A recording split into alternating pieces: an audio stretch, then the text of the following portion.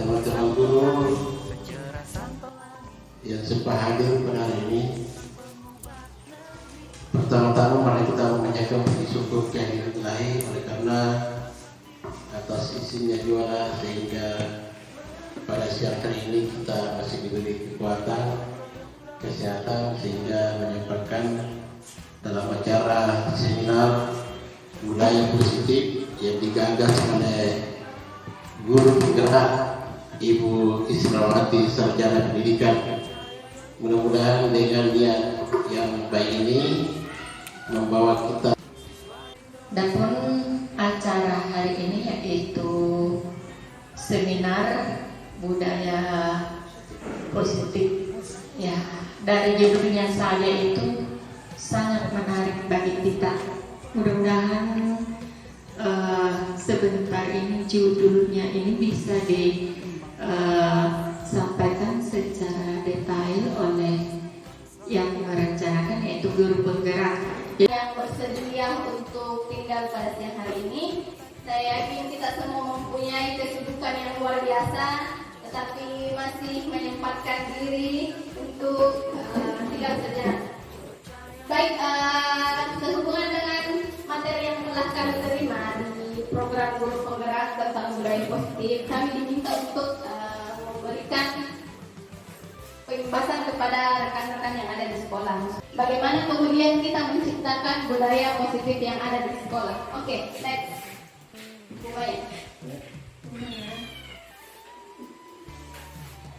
Jadi hari ini kita akan membahas tentang budaya positif, bagaimana kita menciptakan budaya positif di kelas, yang kemudian kita bisa menciptakan budaya positif di sekolah. Selanjutnya. Di sini ada pertanyaan, apakah Bapak Ibu setuju dengan pertanyaan ini? Yang pertama, hukuman dapat mendisiplinkan anak. Apakah Bapak Ibu setuju dengan pernyataan ini? Setuju. Setuju? Setuju. Yang penting hukumannya mendidik. Oke, pertanyaan yang kedua. Penghargaan dapat. Motivasi berlaku di situ ada dua. Ada yang berasal dari dalam diri kita dan ada yang berasal dari luar, atau biasa disebut dengan motivasi eksternal. Nah, ini motivasi eksternal. Ketika kita menghindari hukuman dari guru, ketika murid kita melakukan sesuatu karena dia takut dihukum atau ingin memperoleh imbalan atau penghargaan, maka motivasi itu yang lahir dari luar, bukan dari dalam dirinya siswa. Nah, bukan ini yang kita harapkan. Kalau yang seperti ini misalnya, tidak tanda kutip, tidak mau melakukan, atau kalau tidak ada hadiah, dia tidak mau jangan deh, tidak ada hadiahnya. Kalau dia motivasi dari dalam diri, meskipun tidak disuruh, meskipun tidak ada imbalan, maka mereka akan melakukan dengan senang hati. Yang kedua, internal. Nah, ini yang diharapkan muncul dari dalam dirinya siswa. Bagaimana kemudian mereka sadar kalau mereka mengerjakan tugas itu bukan untuk kepentingan orang lain, melainkan untuk kepentingan dirinya sendiri.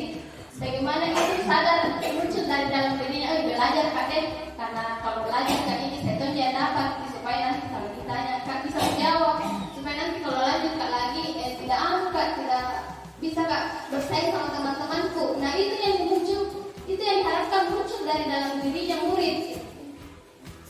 Bagaimana kita menumbuhkan motivasi intrinsik dari muridnya itu sendiri. Pendidikan memerdekakan manusia. Apakah saya sudah merdeka? Pertanyaan untuk Bapak Ibu semua yang ada di sini. Apakah kita merasa kita sudah merdeka? Belum. Kenapa? Apa yang membuat kita belum merdeka? Ada yang mau berpendapat? Apa kita sudah merdeka? Belum. Kenapa belum?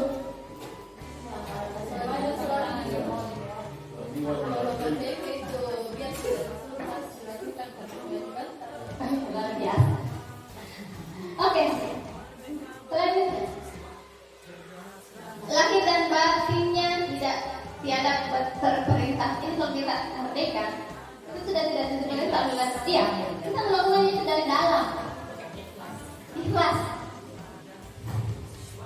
Saat kita dengan tanggung jawab melakukan hal yang sudah menjadi kewajiban kita tanpa disuruh-suruh, diminta-minta atau meskipun kita tidak diawasi, kita akan mengerjakan ini karena kita sadar, oh ini memang harus saya kerjakan. Itu dari dalam kan. Tidak ada juga pada sekolah jangan tidak aja di sini. Tapi tidak ada di pengawas jangan berjalan karena tidak ada juga kita. Ketika kesadaran itu muncul dari dalam diri kita, meskipun tidak ada orang lain, meskipun sendirian dari bisa mengajar KD, karena saya memang datang ke sini menjalankan tanggung jawab. Peraturan kelas yang kita buat di kelas saya itu ada peraturan kelas sama seperti kelasnya jadi ada aturan kelas. Aturan kelas yang sebut itu saya membuatnya berdasarkan kesepakatan bersama orang dengan murid. Apa yang ingin kita patuhi di kelas. Nah, peraturan kelas ini kemudian akan menjadi keyakinan kelas. Oh, saya harus membersihkan supaya kelas saya menjadi nyaman ketika saya belajar. Jadi saya harus bersihkan kelasku. Saya harus tertib ketika belajar supaya teman-temanku merasa aman, merasa nyaman ketika saya belajar. Kemudian keyakinan kelas ini akan membentuk lingkungan positif di sekolah. Ketika semua murid merasakan hal yang sama, memiliki keyakinan yang sama, maka akan terbentuk lingkungan yang positif yang ingin dituju. Dilarang mengganggu orang lain, hadir di sekolah 15 menit sebelum pembelajaran dimulai, dilarang melakukan kekerasan, dilarang menggunakan narkoba, pergantian atau bergiliran menggunakan masker, jangan berlari di teras, di kelas atau koridor. Nah, keyakinan kelas ini kita bisa buat masing-masing tergantung bagaimana kebutuhannya murid-murid tak di kelas. Apa yang dia butuhkan, aturan yang mana yang dibutuhkan. Oke, selanjutnya, next. Nah, tanggung jawab yang ingin kita tanamkan di muridnya kita itu tanggung jawab dengan selalu mengembalikan murid ke tempatnya. Ini yang diharapkan muncul dari murid kita. Dia memiliki rasa tanggung jawab. Selanjutnya, menghormati orang lain, hadir di sekolah 15 menit sebelum pembelajaran dimulai, itu berkomitmen. Bagaimana kita berkomitmen, kemudian menjalankan komitmen yang telah kita sepakati bersama. Selanjutnya, keselamatan, dilarang menggunakan narkoba kesehatan, pergantian atau menunggu giliran itu bersabar, menggunakan masker juga kesehatan dan keselamatan, jangan berlari di koridor, keamanan dan keselamatan. Jadi ada nilai-nilai keyakinan dari peraturan-peraturan yang kita buat. Misalnya di sini, jadi datang di kelas tepat waktu, berarti ada nilai komitmen yang ingin dibangun di kelasnya. Ini kira-kira hukuman atau konsekuensi. Murid diminta untuk push up 15 kali karena tidak menggunakan masker ke sekolah. Menurutnya Bapak Ibu, ini hukuman atau konsekuensi? Konsekuensi.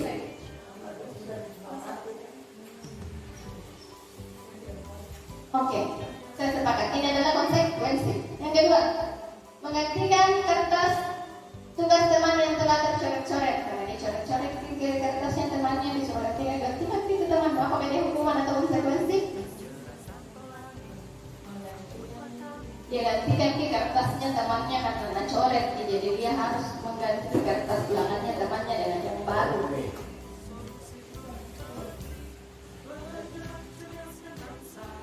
Apakah dia hukuman atau konsekuensi? Konsekuensi. Kalau hukuman, dia sifatnya menyakiti. Hukuman, ini perbedaan antara hukuman dan konsekuensi. Jadi hukuman sesuatu yang menyakitkan dan harus terjadi. Sedangkan konsekuensi, sesuatu yang harus terjadi. Dia tidak harus menyakitkan. Membuat anak sakit, baik itu fisik maupun hati. Jadi dia sakit hati dan bilang, sakit hati. Sedangkan kalau dia konsekuensi, membuat anak merasa tidak nyaman. Hanya tidak nyaman dalam jangka waktu yang pendek. Anak membenci kedisiplinan. Gara-gara dihukum benci kedisiplinan. Anak menghargai disiplin, paksaan, stimulus tanggapan. Jadi kalau dia hukuman sifatnya dipaksa, kalau konsekuensi ada kata, ada rangsangan, maka ada tanggapan. Karena misalnya siswa menyenggol air ketika belajar sehingga basah mejanya, tanggapannya apa, responnya apa, dia harus membersihkan meja yang terkena air tadi. Konsep diri yang buruk, konsep diri yang baik. Kalau kita memberikan hukuman akan menimbulkan konsep diri yang buruk. Anak belajar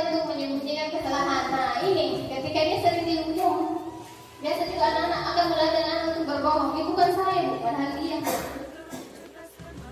Kalau ada yang bicara, kok kasih tahu ibu nak kalau ada rumah, dia nanti misalnya pada satunya, tidak kasih tahu ibu nak adalah kasih ibu nanti satu lagi.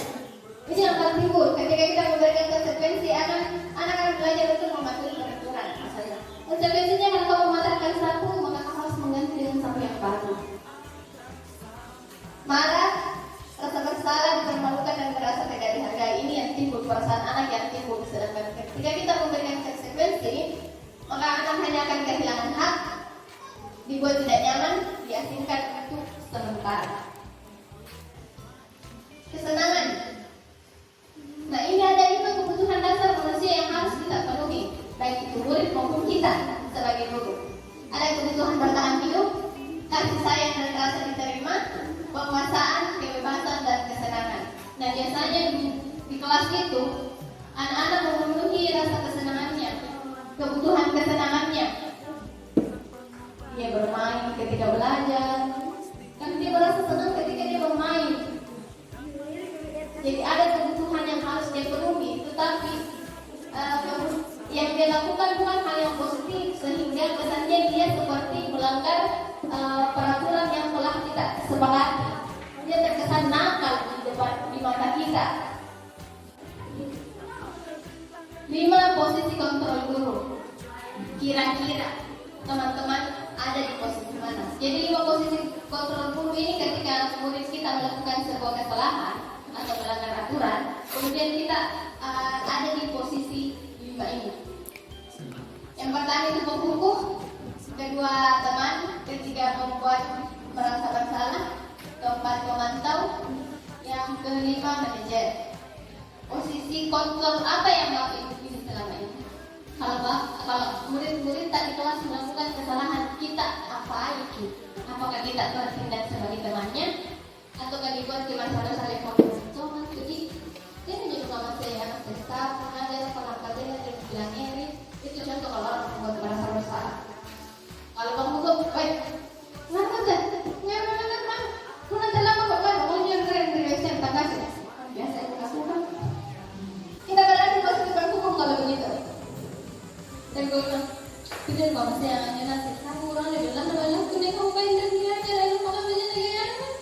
Kita juga masih anak. Kalau begitu kita berada di pembuat merasa bersalah. Ada buku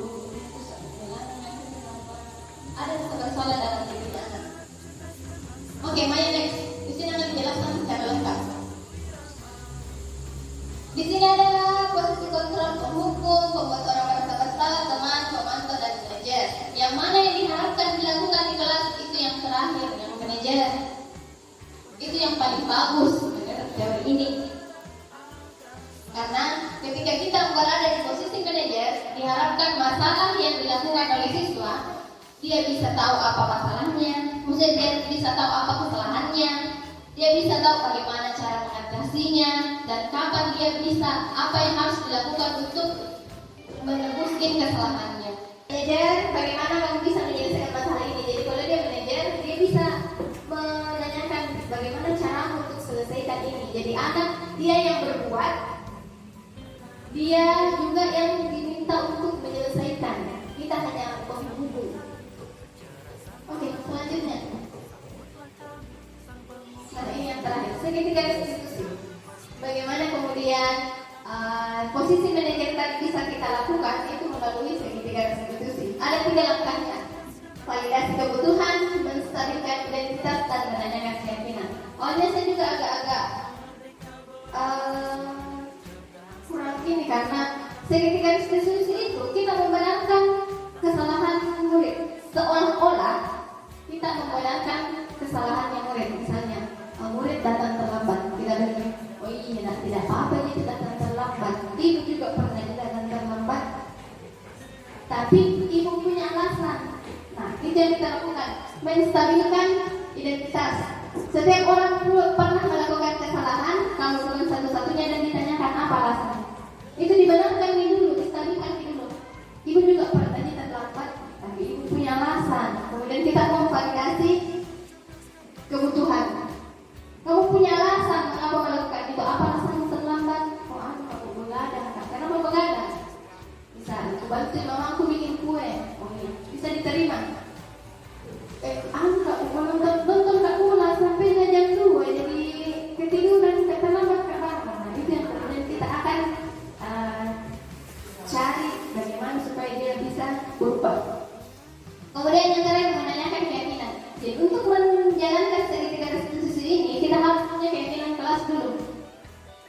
kelas tepat waktu. Jadi ketika murid melanggar, misalnya dia terlambat, kita tanyakan ini sesuai tidak dengan keyakinan kelas kita.